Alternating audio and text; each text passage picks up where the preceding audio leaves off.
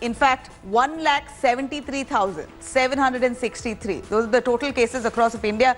Over 75,000 odd people have recovered as well in that number. The death toll, however, has gone up to 4,971.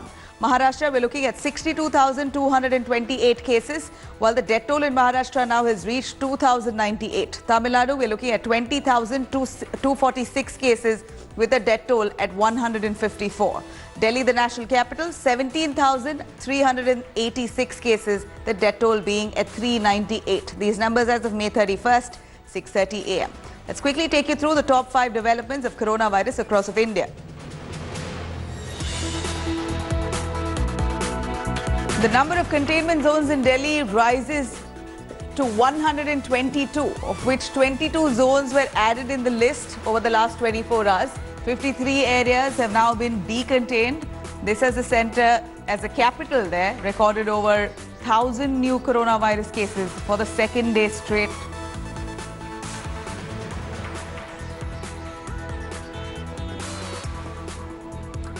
Jammu and Kashmir records 177 new COVID-19 positive cases in just the last 24 hours. Of this, 125 cases were reported in Kashmir alone.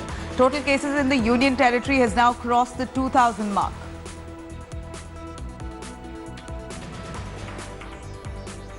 The Allahabad High Court will resume hearing from 8th of June with certain restrictions. Special guidelines have been issued by the administration during hearings. Face mask is mandatory for all of the High Court staff and lawyers. Lawyers above the age of 65 years of age will not be permitted to attend those hearings.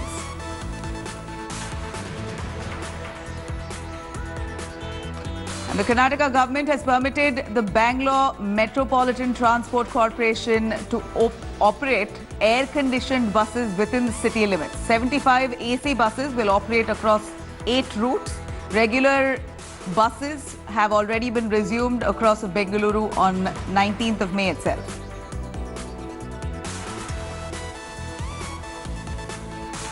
Now, 74 new coronavirus cases have been reported in Telangana in just the last 24 hours. Total cases in the state have now crossed the 2,400 mark. The death toll stands at 77. So far, 189 migrants have tested positive for coronavirus in Telangana.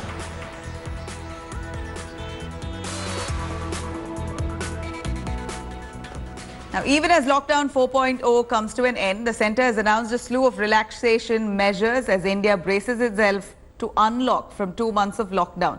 In its directive, the MHA has allowed all activities outside of containment zones to resume from the 1st of June.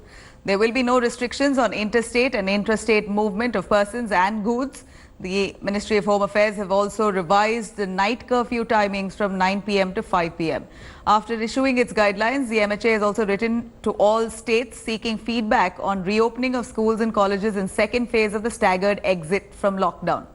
Meanwhile, Prime Minister Modi is likely to speak on relaxation and way ahead in his monthly Mann Ki Baat address, which would take place at 11 a.m. today.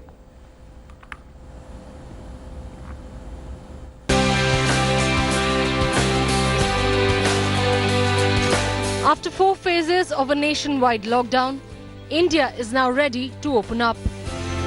The Ministry of Home Affairs has readied its first plan to unlock India. In Phase 1, religious places, restaurants, hotels, malls and other hospitality services will be allowed to open up from June 8. In the second phase, a decision will be taken on opening of schools, colleges and other educational institutions after consulting state governments. According to the new MHA guidelines, the restrictions of interstate and intrastate movement have been removed. Goods and passengers can freely move between states. This is a key demand which was coming in from farmers, businessmen and other sections of society. This is clearly a big boost as far as economic activity is concerned. Unlock Phase 1 is going to be crucial even as COVID-19 cases increase by the day. Among the activities that remain banned are international air travel and metro rail services. Cinema halls, theatres, gyms, swimming pools and entertainment parks will also remain shut. The MHA has changed the night curfew timings. Movement will now be restricted only from 9 p.m. to 5 a.m. In Phase 3, the government will decide on a date to open the activities that continue to be banned. Union Home Minister Amit Shah spoke exclusively to India today on the challenges for lockdown. Unlock India. Coming out from the lockdown, what are those restrictions that will be eased out and how the government's handling it? Let's take a listen. 8 जून से जो sir हम malls तक खुल रहे हैं, धार्मिक स्थल खुलेंगे। एक बड़ी चुनौती थी लॉकडाउन 1 को इन्फोर्स करना। अब अनलॉक 1 उससे भी बड़ी चुनौती होगी, क्योंकि नियमों का पालन कराना होगा, हर जगह ये सुनिश्चित करना होगा कि कोई भी इसको कोरोना अपने आप में ही चुनौती है, क्योंकि ना इसका टीका बना है ना दवाई बनी, तो अपने आप में ही चुनौती है। चुनौती नहीं है ऐसा मेरा नहीं कहना है, मगर हम चुनौती के सामने लड़ेंगे और सफल भी होंगे, ये हमें विश्वास है। अनलॉक 1 को कैसे समझे आम दर्शक जो आपको इस वक्त सुन रहा होगा? देखिए, अनलॉक 1 संयम के साथ गतिविधियों को चालू करना है, सावधानी के साथ कोरोना पर विजय प्राप्त करनी है और सबके सहयोग से इस संकट से बाहर निकलने का नाम है अनलॉक 1। अब देश के जिस हिस्से के अंदर ज्यादा कोरोना की बीमारी हो, कंटेनमेंट जोन राज्य बनाएंगे, वहां पर सारी जो प्रतिबंध है वो लागू रहेंगे, और जहां पर समस्या थोड़ी सरल हुई है वहां पर गतिविधियां भी चढ़ेगी, जीवन भी फिर से पुनः दौड़ता होगा और हम आगे बढ़ेंगे। Now, as India braces itself for a phase-wise exit from lockdown 4.0, states have already begun announcing their own unlock guidelines. In Gujarat, state buses will begin from services June 1st. In fact, places of worship, hotels, restaurants will also open up as per the MHA's guidelines. In Rajasthan, museums and monuments will also be allowed to open up from the 1st of June. Punjab and Bengal have already extended the lockdown post the 31st of May. They are likely to issue relaxations in accordance with MHA's latest guidelines today. Lockdown in Punjab will continue until the 30th of June, whereas in Bengal till June 15th. Delhi Deputy Chief Minister Manish Sisodia will hold a briefing on Delhi's unlocking norms and relaxations at 11 a.m. today, while Uttar Pradesh too will announce its unlocking plan as of today.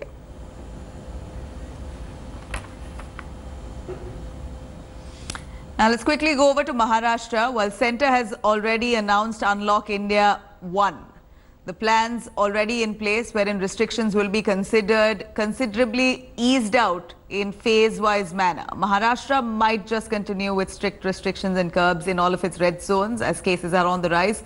Sources in the Maharashtra government have told India today that lockdown 4.0 curbs are likely to continue in the red zones of the state till further orders. This as Maharashtra continues to see steep rise in COVID cases. The state recorded 2,940 cases and 99 deaths in 24 hours on Saturday. This takes the state's total to over 62,000 cases and nearly 2,200 deaths.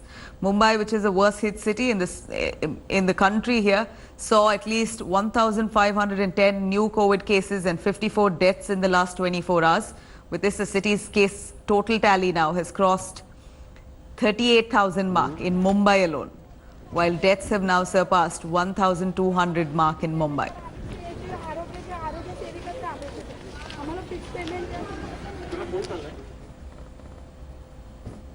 Now, West Bengal will have to revisit guidelines with respect to relaxations, and state government announced from tomorrow. That's what the state government has decided, that it will ease restrictions in due time as and when. This as the centre has already made it clear that the states have already issued guidelines and will be required to revisit them if the norms are in violation of the MHA guidelines. Bengal Chief Minister Mamata Banerjee has already announced opening up of religious places from 1st of June, but the centre and its guidelines have stated that religious places will be allowed to open only from the 8th of June. While religious places in the state are now preparing to throw their gates open from tomorrow, it remains to be seen if the state government will revise its guidelines. West Bengal there in the spot.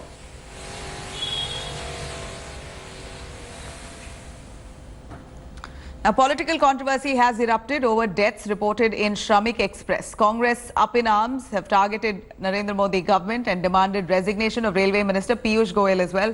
Here's more on that. Shortage of food, shortage of drinking water, and now deaths on trains. The Shramik Specials, launched to transport stranded migrant workers, is in the eye of a political storm. So far, over 55 lakh migrants have managed to reach their destinations via the Shramik trains. हमारे श्रमिक भाई बहनों को हम पहुंचाने का काम हमने किया है। 52 लाख भाइयों को लेके गए, हम भाई बहनों को लेके गए, और पिछले एक हफ्ते में 3 लाख प्रतिदिन के हिसाब से लेके गए। But all weren't that lucky. Between the 9th of May and the 27th of May, 80 people died on both these Shramik trains. 11 died due to coexisting morbidities and one death was due to COVID-19. Railway Minister Piyush Goyal, who is under fire from his political rivals, has now appealed to senior citizens and people suffering from ailments and pregnant women to avoid these Shramik trains. But his tweet failed to quell the raging fire. The opposition fuming over the deaths, demanding the resignation of the Railway Minister. Rajasthan Chief Minister also sought the minister's ouster.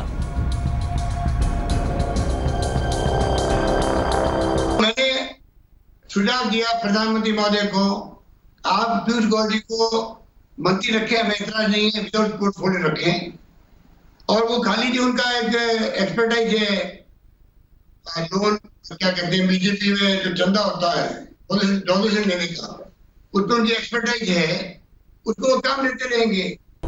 Bengal Chief Minister Mamata Banerjee even equated Shramik trains to COVID Express.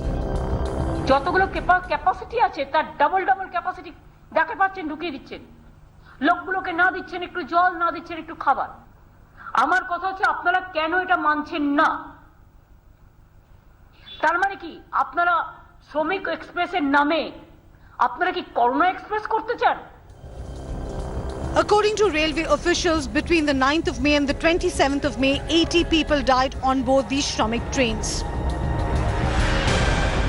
After data revealed that 80 migrant labourers who were being ferried in Shramik special trains died inside these trains, the opposition has geared its guns to fix accountability and responsibility of these deaths. In fact, the data shows that from May 9th to May 27th, 80 migrant labourers died inside the Shramik specials. They were on their way home from the originating states. However, they lost their lives even before they could reach home. Milan Sharma for India Today. Now, we saw migrants travelling from big cities back to their home states. While many resorted to walking miles, the fortunate ones got ferried through Shramik special trains. But there are many who were stranded in our neighbouring nation, Nepal. They went to search for better living, but COVID lockdown left them with no money and no food. Here's our report.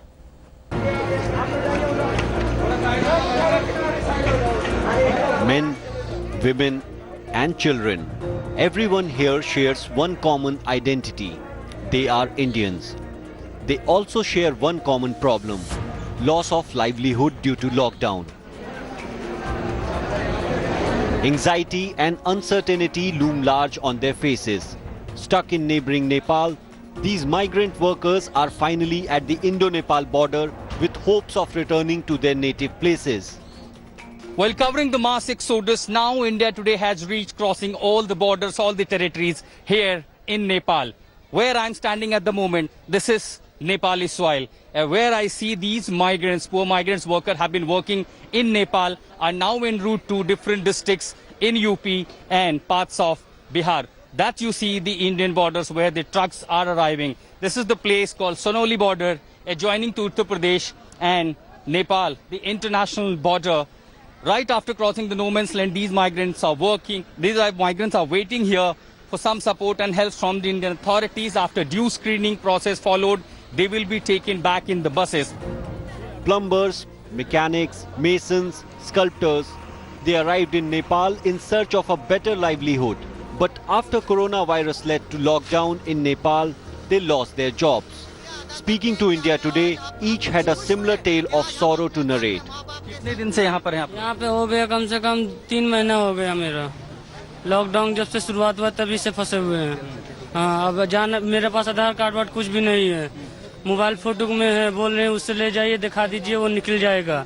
आए हैं संपत्ति के लिए, सुबह से ऐसे बैठे हुए हैं, न खाना पीना कोई इंतजाम की कुछ नहीं हुआ किसी के पास। पठानकोट क्या करते थे यहाँ पे? कहाँ से? स्टिकर पुतली बेचते, मूर्ति बना के बेचते। 10 दिन 15 दिनों को रुक गया, हमको जाने का कोई साधन नहीं। क्या करते थे यहाँ पे? यहाँ पे कपड़ा उपड़ा बेचते थे। बहुत दिन से फंसे हुए हैं, अब नहीं है कुछ खाने वाने के लिए, अब जाएंगे। बॉर्डर के अंदर नहीं मिल रहा था खाना पीना? नहीं, पैसा खत्म हो गया। Now there is a ray of hope. The centre, along with the Yogi Adityanath government, is facilitating their return to their home states. Here at the border point in Sonoli, the registration desk has been set up. Beyond this point, there's a medical screening team as well. But here, they all are registered, and then they have to pass through this sanitization chamber as a precautionary measure, looking at the outbreak of COVID-19 virus. So that's somewhere the arrangements what Nepal is making here at the border point.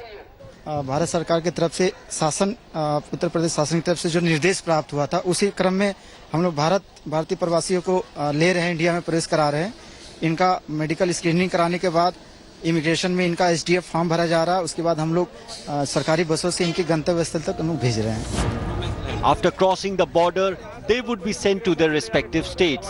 Migrants from Rajasthan and Jammu and Kashmir, they are first being taken to the immigration office, and after the medical screening is being done, they will be sent back in different buses to their respective states. That's what the arrangement Indian government and authorities are doing here at Indo-Nepal border.